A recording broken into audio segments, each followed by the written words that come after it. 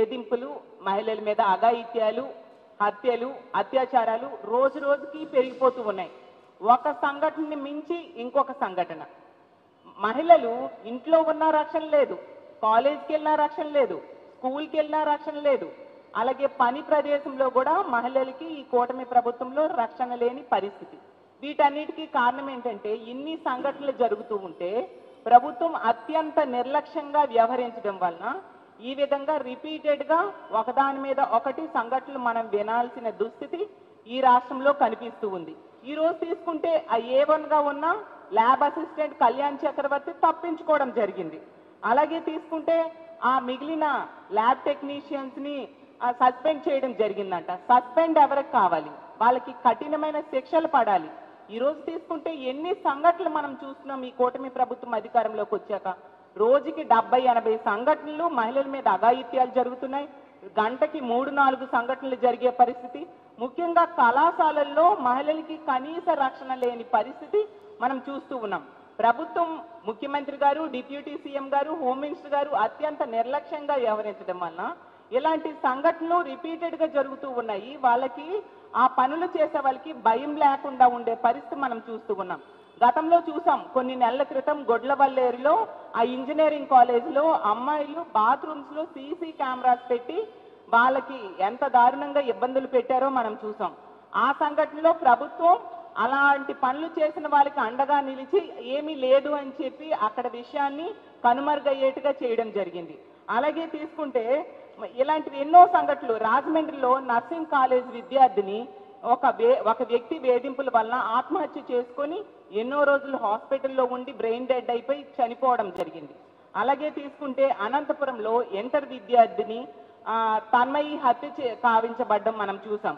అలాగే రాప్తాడులో తీసుకుంటే 14 సంవత్సరాల దళిత బాలికను 14 మంది టీడీపీ కార్యకర్తలు 6 నెలలుగా గ్యాంగ్ రేప్ చేయడం జరిగింది. ఎంత దారుణమో! ఎంత ఘోరంగా కళాశాలలకు వెళ్లే బాలికలకి రక్షణ లేని పరిస్థితి.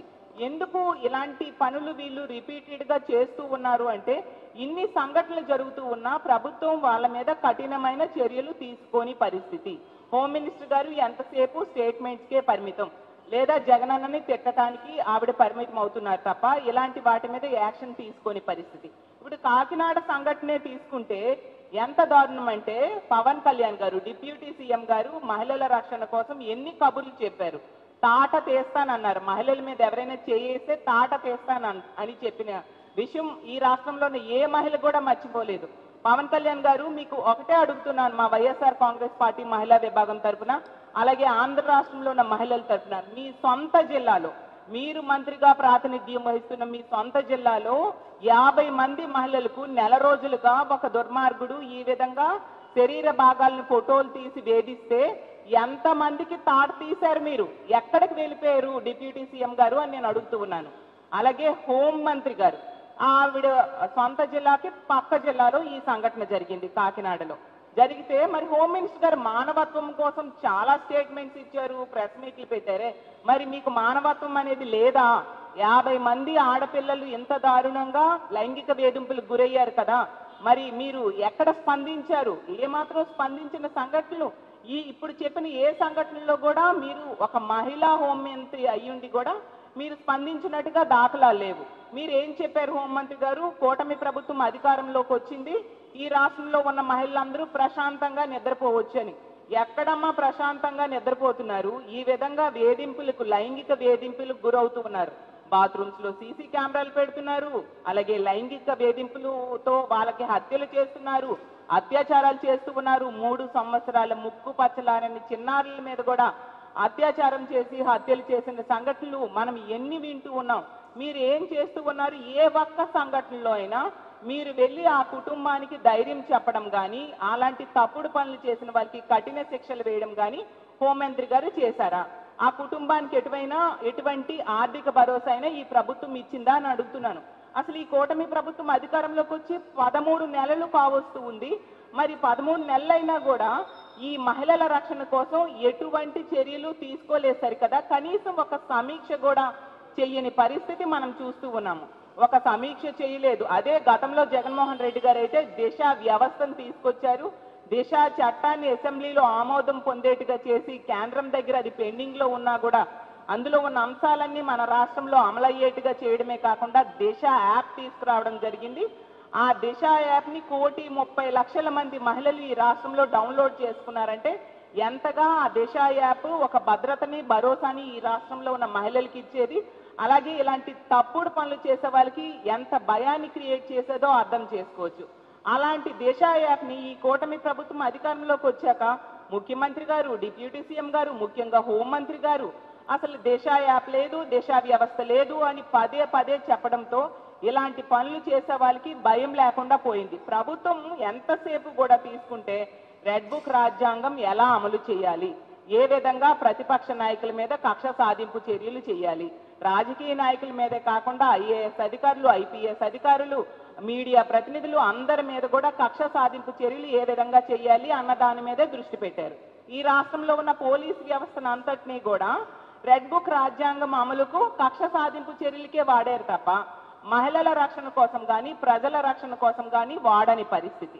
అలాగే ప్రజాప్రతినిధులు ముఖ్యమంత్రి గారితో సహా మంత్రులు ప్రతి ఒక్కరూ కూడా ప్రతిపక్ష నాయకుడైన జగన్మోహన్ రెడ్డి గారిని టార్గెట్ చేసి ప్రెస్ మీట్లు పెట్టడానికే పరిమితం అయ్యారు తప్ప మహిళల రక్షణ కోసం ఎటువంటి చర్యలు తీసుకొని పరిస్థితి మనం గత 13 నెలలుగా చూస్తూ ఉన్నాము. ఎంత దారుణం, ఎంత దుర్మార్గకరమైన సంఘటన ఇది. అసలు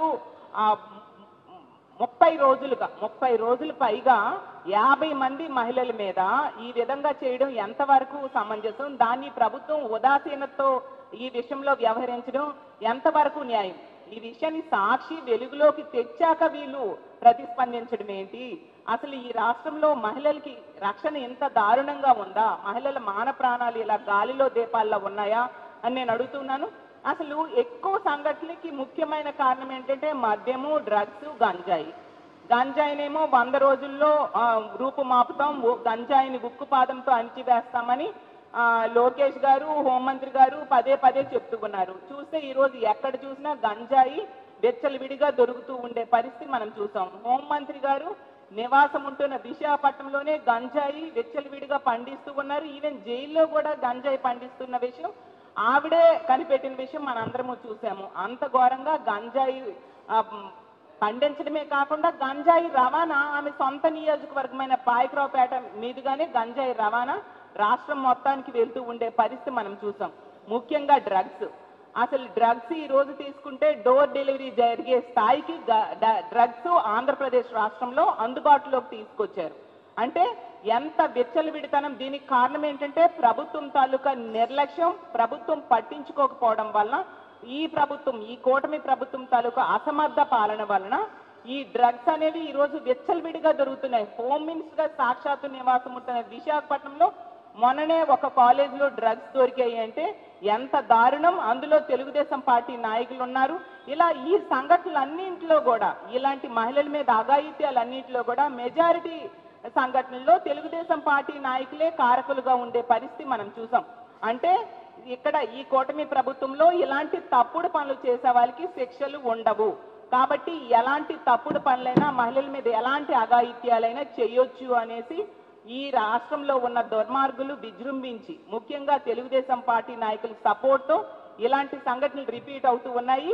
ఈ కాకినాడ జీజీహెచ్ లో జరిగిన విషయంకైతే ఖచ్చితంగా చర్యలు తీసుకోవాల్సిన అవసరం ఉంది.